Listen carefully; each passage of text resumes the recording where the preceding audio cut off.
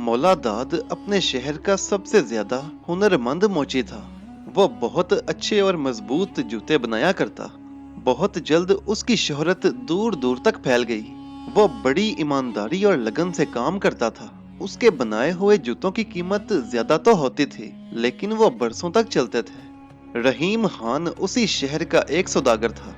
वो बहुत दौलतमंद था। उसकी एक ही बेटी थी, जिसे उसने शहजादियों की तरह पाला था। सब लोग उसे शहजादी ही कहते थे। सौदागर जब कभी सफर से वापस आता तो अपनी बेटी के लिए जरूर कोई न कोई तोहफा लाता। इस मर्तबा उसे एक करीब के गांव में जाना था। उसने सोचा कि गांव में कौन सी ऐसी चीज हो सकती है जो अपनी बेटी के लिए लाऊं और उसे पसंद भी आ जाए। वो सोचता रहा। आखिर उसे ख्याल आया कि उसे नए नए जूते पहनने का शौक है। जूतों का ख्याल आते ही उसे मौला दाद का नाम याद आया। उसने सोचा कि मौला दाद ही सबसे अच्छा जूता बना सकेगा। मगर जूता भी कोई भला तोहफा हुआ। उसे फिर ख्याल आया कि कोई अनोखा और कीमती जूता बनवाया जाए तो ये अच्छा तोहफा हो सकता है। ये सोचकर वो मौला दाद के पास पहुंचा और उसे कहा कि मुझे अपनी बेटी के लिए एक ऐसा जूता बनवाना है जो इससे पहले किसी ने ना देखा हो ना ही सुना हो। ये सुनकर मोची सोच में पड़ गया। फिर बोला, साहब मैं हर किस्म के जूते बना चुका हूँ। अब शायद ही ऐसा जूता बना सकूं जो किसी ने भी ना देखा हो। आप खुद ही बताएं, आप जैसा कहेंगे वैसा बना दूंगा। सौदागर सोचता रहा। कुछ देर बाद बोला, अभी चंद दिन पहले ही मैंने अपनी बेटी के लिए सुर्ख मखमल का लिबास बनवाया है, जिस पर चांदी के तारों का काम हुआ है। अगर मखमल के जूतों पर चांदी के तारों का काम बना दो तो कैसा रहेगा? खूब, बहुत खूब साहब, अच्छा रहेगा। मगर ये ऐसा नहीं होगा कि ये किसी ने ना देखा हो, क्योंकि ऐसे 4 जूते मैं पहले ही बना चुका हूँ। अगर आप पूरे जूते चांदी के बनवा लें तो हर शख्स देखते का देखता ही रह जाएगा। अच्छा, तुम्हारा ख्याल तो बहुत अच्छा है, मगर ये तो बहुत सख्त जूता होगा। इससे हमारी बेटी के नरम नरम पैर छिल जाएंगे। मोची बोला, नहीं जनाब, अंदर नरम मखमल होगी और इसके किनारों पर भी मखमल और उस पर सुनहरी काम बना दूंगा। सौदागर बोला, सुनहरी नहीं, सफेद ही बनाना। अच्छा जी, बहुत अच्छा, मोची बोला। सौदागर ने पूछा, ये काम कितने दिन में कर लोगे? यही कोई 15 दिन लग जाएंगे, मोची ने जवाब दिया। 15 दिन नहीं, 10 दिन में करो, क्योंकि मैं सफर से वापस आऊंगा तो अपनी बेटी को तोहफा दूंगा। शाहों के अंदाज भी निराले।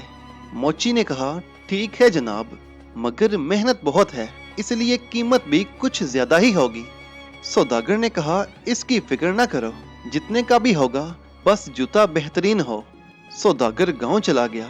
मोची ने चांदी खरीदी, उसको जूतों की शक्ल में डालकर उस पर खूबसूरत नक्शो निगार बनाए, उस पर मखमल का नफीस काम किया। सौदागर की बेटी काबिल बहुत ज़हीन भी थी। खुदा ने उसे बहुत रहम दिल और हमदर्द बनाया था। वो अपने नौकरों से बहुत अच्छा सलूक करती। सभी उससे खुश थे। वो रोजाना सुबह की नमाज के बाद बाग में बैठकर निहायत प्यारी और मीठी आवाज से कुरान हकीम की तिलावत करती। वो अल्लाह की नेमतों का शुक्र अदा करती और दुआ करती कि अल्लाह उसे जन्नत में इससे भी ज्यादा नेमतें अता करे। सौदागर को गए हुए 8 दिन हो गए। सौदागर की बेटी अपने बाप को याद करके बहुत उदास थी। उसकी खास खादमा उसे बहुत तसल्ली देती और उसे खुश रखने की कोशिश करती। उसकी माँ बचपन में ही फौत हो गई थी। यही वजह थी कि सौदागर ने अपनी बेटी को बहुत मोहब्बत और शफकत से पाला था। 10वें दिन जब सौदागर वापस आया तो मोची ने जूता तैयार कर रखा था और उसे बहुत खूबसूरती से चांदी के बक्स में बंद करके रखा हुआ था। जूता इतना खूबसूरत था कि सौदागर खुद भी देखकर हैरान रह गया और मोची की जहानत और सलीके की दाद देने लगा। फिर उसने मोची को मुंह मांगी कीमत दी और तोहफा लेकर घर पहुंचा। बेटी बाप को देखकर बहुत खुश हुई। सौदागर ने बेटी को तोहफा दिया। उसने खोलकर देखा तो हैरान रह गई और बोली, अब्बा जान, इतना हसीन जूता तो हमने पहले कभी नहीं देखा। आपने ये कहाँ से लिया? सौदागर मुस्कुराकर बोला, हमने भी पहली मर्तबा ही देखा है। अब ये छोड़ो कि कहाँ से आया, जल्दी से पहनकर हमें दिखाओ कि कैसा लगता है। सौदागर की बेटी ने मखमल का लिबास पहना और उसके साथ चांदी का जूता। वो बहुत ही प्यारी लग रही थी। सौदागर की खुशी का कोई ठिकाना ही ना था। वो बोला, आज तो हमारी बेटी वाकई किसी मुल्क की शहजादी मालूम होती है। सौदागर की बेटी ने अगले दिन भी वही खूबसूरत लिबास पहना। वो अपने महल नुमा घर में देर तक टहलती रही। उसे बहुत भूख लग रही थी। वक्त तो काफी हो चुका था। न जाने अभी तक दस्तरख्वान क्यों नहीं लगा था। वो बावर्ची खाने में गई और अपनी खास खादिमा से बोली, क्या बात है, आज आपने दस्तरख्वान क्यों नहीं लगाया? खादिमा बोली, बस जी लगा रही हूँ। इस भूखे बाबा का हाल सुन रही थी तो वक्त का ख्याल ही न रहा। खाना तो तैयार है। उसने दूसरी खादिमा को दस्तरख्वान लगाने को कहा और बूढ़े फकीर का हाल सुनने लगी। सौदागर की बेटी ने खादिमा से पूछा, बूढ़ा फकीर कहाँ है? भूखा है क्या? तुमने उसे कुछ दिया है? शहजादी भी, मैं तो आपको बुलाने ही वाली थी। खाना तो उसे खिला दिया है। उसका मसला और है, वो आपसे मदद चाहता है। सौदागर की बेटी बोली, अच्छा तो फिर हम खुद ही उससे पूछ लेते हैं। वो बाहर निकली और फकीर से पूछा, क्या चाहते हो बाबा? वो बोला, मैं फकीर नहीं हूँ बीबी, मगर मोहताज हो गया हूँ। और साथ ही मुझ पर ये मुसीबत भी नाजिल हुई है कि मेरी बेटी सख्त बीमार हो गई है। उसके पैरों में खतरनाक मर्ज हो गया है। हकीम साहब का कहना है कि उसका इलाज एक दांत से ही मुमकिन है। अगर वो ना मिल सकी तो उसके पूरे जिस्म में जहर फैलता जाएगा। और फिर फकीर फूट फूट कर रोने लगा। सौदागर की बेटी को बहुत दुख हुआ। उसने पूछा, बताओ तो सही, वो दांत कौन सी है? तुम्हारी बेटी का इलाज किससे होगा? शायद हम तुम्हारी कुछ मदद कर सकें। चांदी, हकीम साहब कहते हैं कि चांदी से उसका पूरा पैर ढक जाएगा तो उसका मर्ज दूर होगा। गोया चांदी का जूता पहनाओ इसे। भला बताइए, चांदी का जूता भी कहीं होता है? अगर हो तो मैं गरीब कहाँ से लाऊं? क्या करूं? मैं 3 दिन से भूखा प्यासा हूँ। हकीम साहब चांदी का जूता मांगते हैं और लोग मजाक उड़ाते हैं कि भला कहीं चांदी का भी जूता होता है। ये सुनकर सौदागर की बेटी दिल में कहने लगी, होता है, चांदी का जूता भी होता है, मगर मैं इसे कैसे दे दूं? मेरे अब्बा जान ने कितने प्यार से मुझे लाकर दिया है। फिर उसने सोचा कि ये तो बहुत खुदगर्जी की बात है कि मैं अपना शौक पूरा करके ये जूता पहनूं। उधर उस गरीब की लड़की की जान पर बनी हुई हो, क्यों ना उसकी जान बचा लूं। एक बार दिल कहता है दे डालो और दूसरी बार कहता है रहने दो, ना दो। फिर उसे याद आया कि आज सुबह ही उसने कुरान हकीम की एक आयत पढ़ी है। वो आयत किस कदर प्यारी थी कि तुम नेकी के आला दर्जे को पहुंच सकते हो जब तक अपनी वो चीजें अल्लाह की खातिर कुर्बान न करो जो तुम्हें बहुत ज्यादा प्यारी हो।